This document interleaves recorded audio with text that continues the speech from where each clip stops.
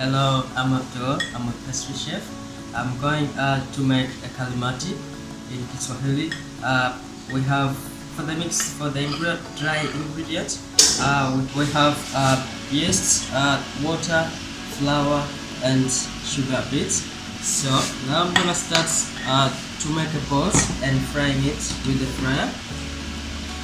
The first part is I'm gonna wash my hand first, just to make the dough do not stick in my hand, and then just try to take the balls in my hand and put it directly in the fryer.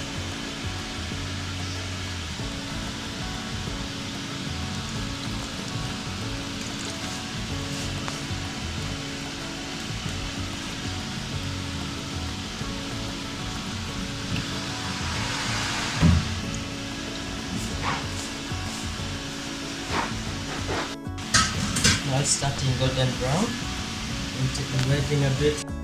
Okay, I'm starting to get it out from the fryers, and we put it on the side just to drain the oil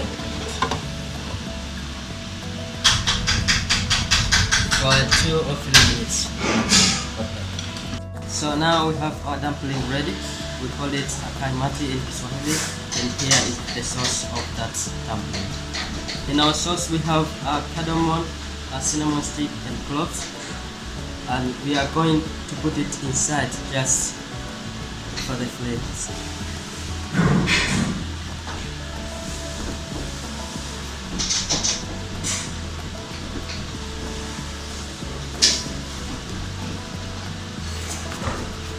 The Kalmati is almost ready to use.